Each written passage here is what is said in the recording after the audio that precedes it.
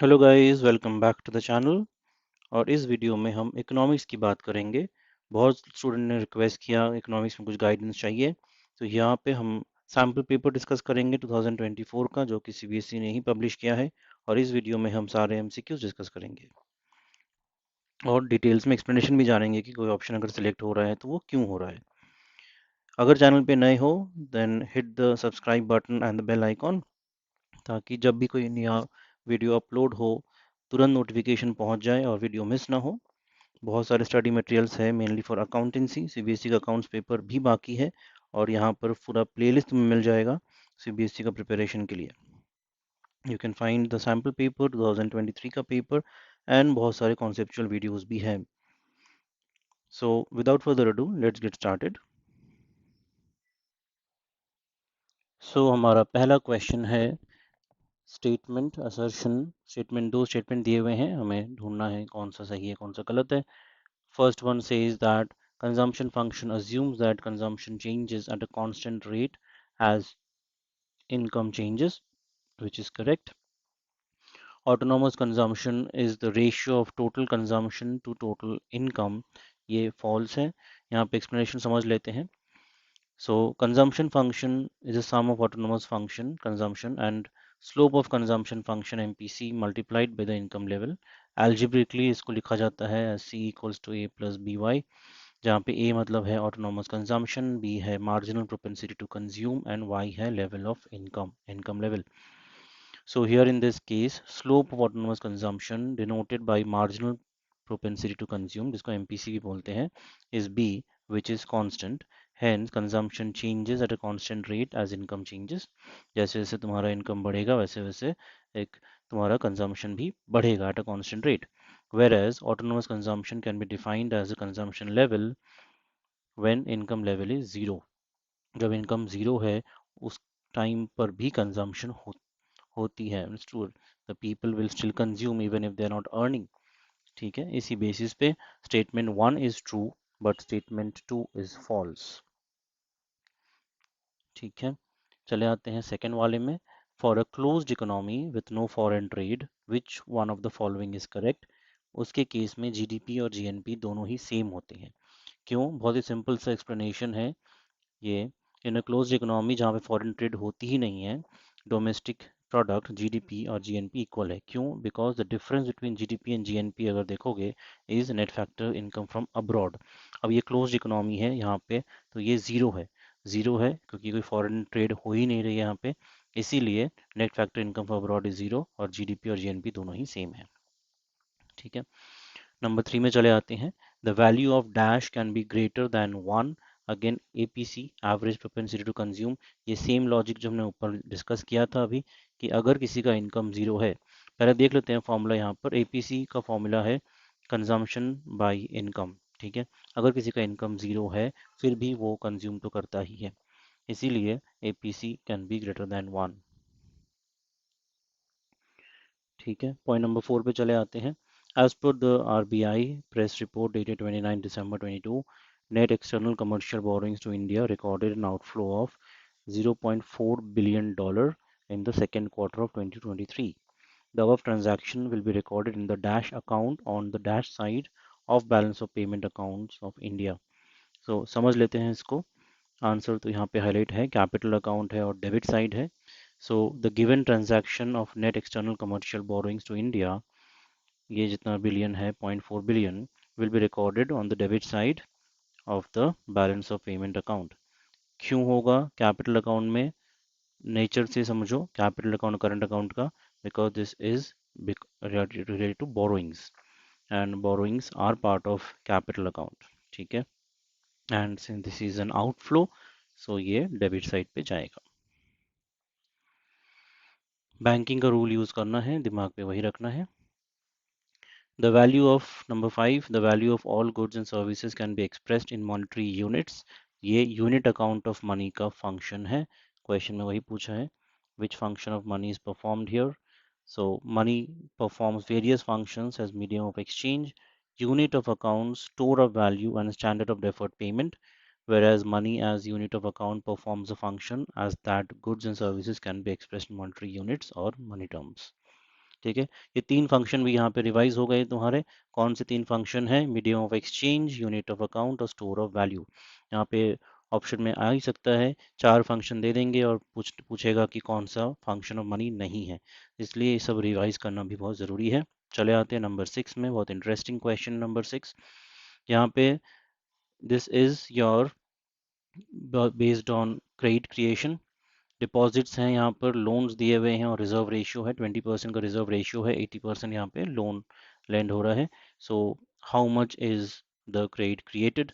सो total deposits अगर देखोगे, simple function है, total deposits equals to 1 by LRR, which is nothing but the lending reserve ratio, or you can say the reserve ratio.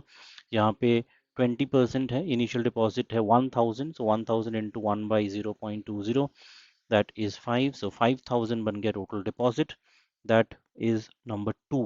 ये इसका part हो गया, total deposit 5000।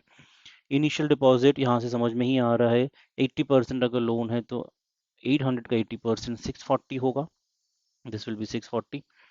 ठीक है, और उसी हिसाब से अगर आगे बढ़ोगे, सो लोन्स तुम्हारे, रिजर्व रेशियो देख लेते हैं, 5000 अगर टोटल डिपॉजिट्स है, उसका 20% रिजर्व रेशियो है तो 1000, सो ये हो गया तुम्हारा 1000 नंबर 4। और अगर 5000 में से 1000 माइनस कर दोगे तो बचा तुम्हारा 4000, जो कि हो गया लोन। ठीक है, तो option D is your answer, 640 यहाँ पर, 5000, 4000, 1000। इस हिसाब से कैलकुलेशन कर लोगे तो कभी गलती नहीं होगी। पॉइंट नंबर 7 में चले आते हैं। Graphically aggregate demand function can be obtain by vertically adding the dash and dash function. ठीक है, सो ये हमें पता है, consumption and investment function. Explanation समझ लेते हैं। Aggregate demand is a sum of the consumption expenditure and the investment expenditure. Hence, by adding vertically consumption and investment, we get aggregate demand in the two sector economy. In other words, AD equals to C plus I। ठीक है, so consumption expenditure और investment expenditure से ही हमें मिलता है aggregate demand, क्योंकि when we are investing we are demanding something, when we are consuming we are demanding something, दोनों को ऐड करके ही मिलेगा तुम्हें aggregate demand. Point number 8, question 8. Identify the correct reasons that may affect the demand for foreign exchange in an economy. बहुत ही simple logic use करना है यहाँ पर। फॉरेन एक्सचेंज का डिमांड किस पे डिपेंड करेगा? So the demand for foreign exchange arises when foreign exchange, which is demand for foreign currencies, arise when we purchase goods, services, assets, or demand foreign exchange for other reasons. Hence, your purchase of assets of abroad, like from abroad, and import of invisibles are part of demand for foreign exchange। ठीक है, so इसीलिए 1 and 4 are your answers। import for visibles, तुम कुछ भी visible item खरीद रहे हो तो फॉरेन एक्सचेंज डिमांड करोगे, क्योंकि उसके लिए तुम्हें फॉरेन एक्सचेंज में पेमेंट करना होगा। और कुछ भी परचेज ऑफ एसेट्स करोगे तो उसके लिए तुम्हें फॉरेन एक्सचेंज में पेमेंट करना होगा, and you will demand foreign exchange. Export करने में फॉरेन एक्सचेंज नहीं चाहिए। Remittances by residents working abroad, वो लोग पैसे भेज रहे हैं इंडिया में, उसके लिए भी हमें डिमांड नहीं करना है, they are sending the foreign exchange. So 1 and 4 are straight forward your answers here. Question 9 में चले आते हैं। Suppose for a given economy s equals to -60 plus 0.1y, यहाँ पे फंक्शन दे दिया है, इन्वेस्टमेंट दे दिया है 4000 करोड़। ठीक है, सेविंग फंक्शन है हमारे पास, इन्वेस्टमेंट एक्सपेंडिचर है और नेशनल इनकम दिया हुआ है। Equilibrium level of income would be how much crore? So calculation समझ लेते हैं। Savings equals to your investment here, जितना सेव करते हैं उतना इन्वेस्ट करते हैं। सो इसमें अगर हम लोग इसको इक्वेट कर देंगे यहाँ पर, so -60 plus 0.1 y equals to 4000, then if you solve this, y का वैल्यू आ रहा है 40,600। So that is your answer here, which is option number C. Okay, so straight forward है, अगर ध्यान से करोगे, ये समझना ज़रूरी है। ये अगर समझ जाओगे s इक्वल्स टू आई है, then it's a straight forward solution for you. तो ये चीज़ें दिमाग में रखनी है लास्ट टाइम के लिए, ताकि एग्जाम में गलतियाँ ना हो। यहाँ पे चार्ट दे दिया है और इसी से कलेक्ट ऑल्टरनेटिव ढूंढना है हमें, which one is the missing one. तो डिटेल समझ लेते हैं। Investment recorded in the capital account of balance of payment account is of two types, direct investment and portfolio investment। so ये पता होना चाहिए, यहाँ पे portfolio है, and straight forward answer number C हो जाएगा तुम्हारा। Portfolio investment can be defined as when asset is bought such that buyer does not have any control over the asset, for example buying of shares.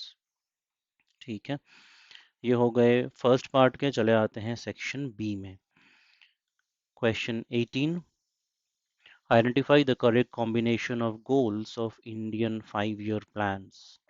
So again straightforward है, अगर पता है, नहीं तो you'll be confused between the various alternatives. Goals of Indian 5 year plans are growth, equity, modernization, and self reliance. These goals are essential for any economy to make progress. Growth means rise in per capita income over a period of time.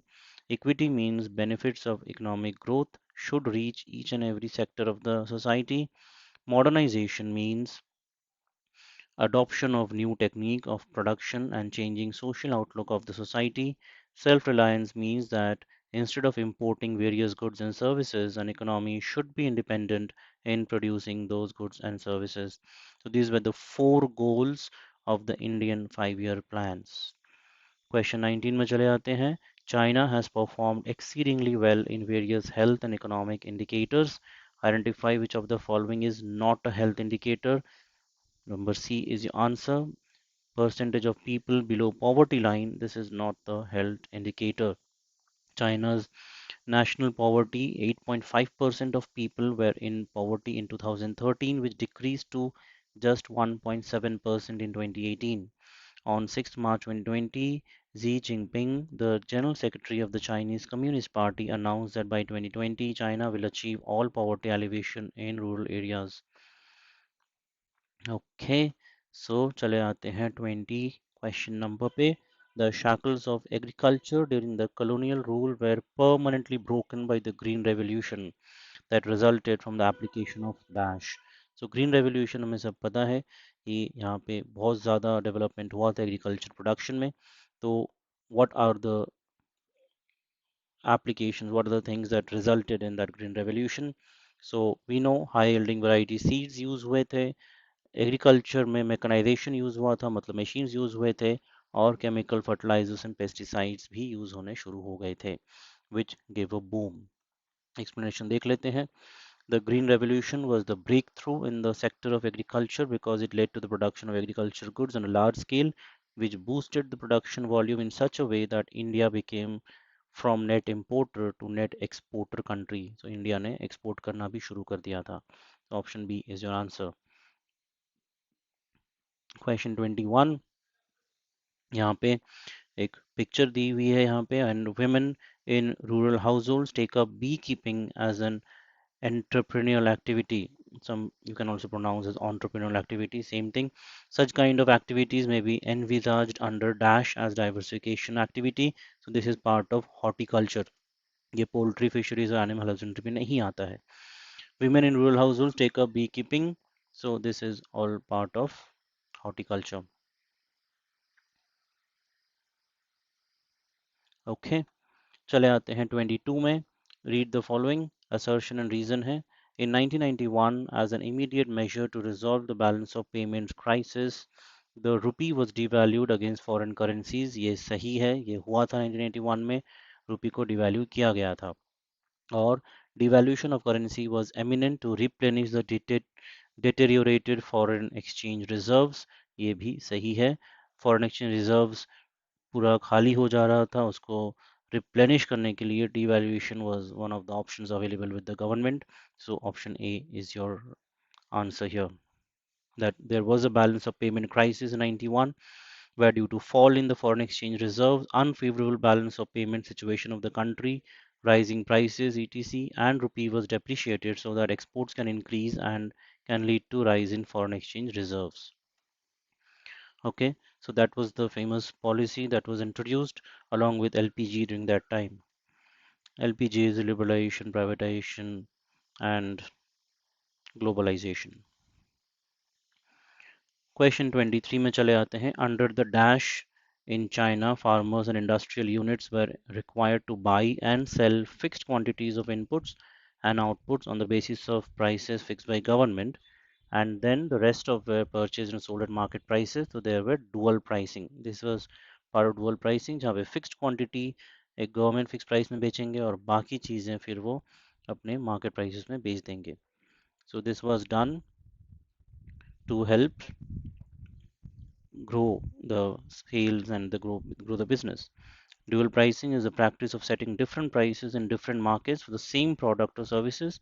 This tactic may be used by a business for a variety of reasons, but it is most often an aggressive move to take market share away from the competitors.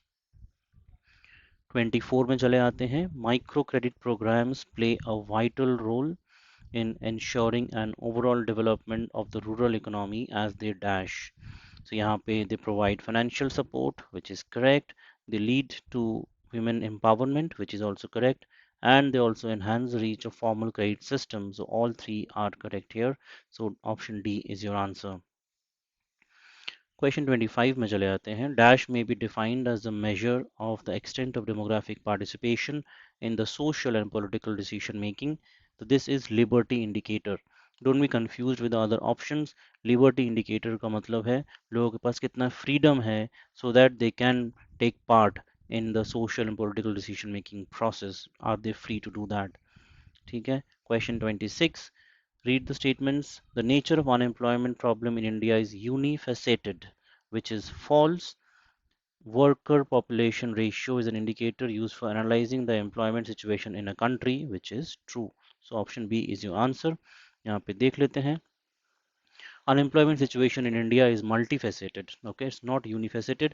Whereas worker population ratio is an indicator which is used to show the employment situation of a country because it shows that how much they contribute to the production of goods and services in the economy. All right, चले आते हैं last question पे. From the set of given events given in column 1 and corresponding facts given in column 2, choose the correct pair of statements. इनमें कौन सा correct pair है अभी हमने already पढ़ा ही है. Great Leap Forward campaign is focused on massive industrialization. This is the correct pair. So this is your answer, option C. And this is part of China, and its main objective was to modernize the agriculture sector through industrialization. Okay, so ये थे यहाँ पे MCQs, all the MCQs discussed. If you have any questions मेरे को बताना comments box में, I'll help you out. अपने सारे दोस्तों के संग शेयर कर दो ताकि वो भी ये लास्ट मिनट रिवीजन का फ़ायदा उठा पाए और अपकमिंग एग्जाम्स के लिए फुल प्रिपरेशन कर पाए. Do share with your friends and stay tuned for more such videos. Thanks for watching.